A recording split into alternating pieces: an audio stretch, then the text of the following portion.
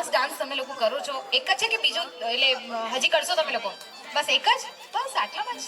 Okay ચલો હવે મારી હા બિલકુલ સાચી વાત છે. અને હવે હું તમને બધાને માઇક આપવાની છું और आप सभी को माइक दूंगी. आप सभी को माइक में बताना है क्योंकि प्यारी प्यारी दुल्हनिया क्या जती रही.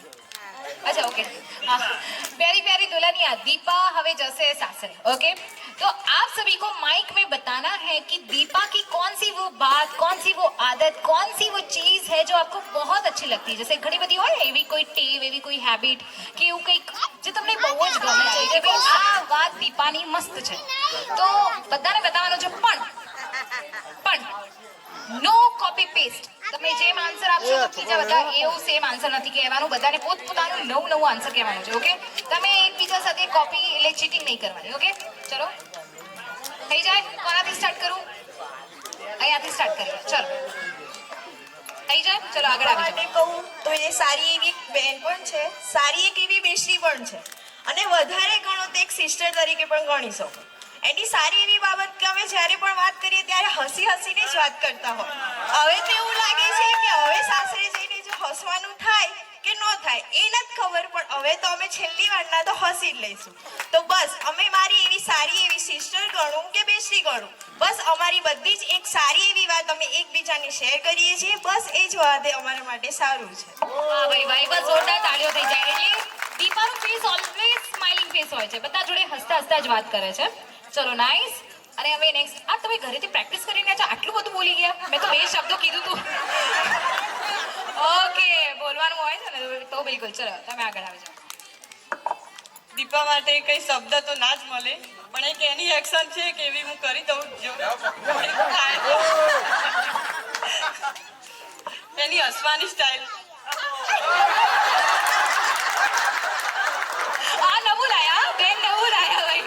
એકવાર તાળીઓ થઈ જાય એમના માટે. જો ફરી આવી રીતે જ હસે છે. ચલો તમે. દીપા એટલે મારા મેરેજ તો ઘણા પહેલા થઈ ગયેલા છે, એટલે એ મારા ઘરે આવે ને તો પહેલા એમ જ કે ભાભી લાય તાર શું કામ આપણે ફટાફટ પતાવી દઈએ. આવી નળદ તો કોઈ નથી મળે, આવે એવું કામ કરાવે એમ. હા ઘણી બધી નણંદો કે ભાભી છે ને કામ કરી લેશે, પણ જે નણંદ હેલ્પ કરાવે ને એ બહુ એટલે મોટી વાત કહેવાય. Good thank you. અચ્છા ઓકે ચલો. દીપા એટલું ચોકસાઈથી કામ કરે છે કે જોવું જ ના પડે. એક મિનિટ પહેલા મમ્મીને પૂછી લો ક્યાં છે મેડમ. પાકું? ઓકે. દીપા આમ તો ઓલવેઝ બી પરફેક્ટ હોય એની બધી વસ્તુ. એની જીન્સ હોય, એની ટી શર્ટ હોય કે એની નેલ પેન્ટ હોય, જે કપડા હોય ને એનું મેચિંગ જ નેલ પેન્ટ હોય. એટલી ઓલવેઝ પરફેક્ટ મોડેલિંગ. એકદમ ટીપ ટોપ રહેવાનું, એકદમ મસ્ત રહેવાનું. શું વાત છે. અને આજે પણ દેખો એકદમ મસ્ત ટીપ ટોપ રેડી થઈને બેઠા છે. અરે ભાઈ આવું ચાલે ભાઈ? ના ના આજના દિવસે ના ના નહીં ચાલે. તમે તો એક કામ કરો, હવે તમને એક નહીં 2 લાઈનો કહેવાની, એટલે 2 તારીફ કરવાની. અરે રડવાનું નહીં. હા કાલે રડવાનું છે, એટલે આજે વિદાય નહીં, કાલે છે. Okay okay okay okay. તમે મારા માટે રડો છો કે તમે રડશો તો હું તમને માઇક નહીં આપું એટલે તમે બચી જશો?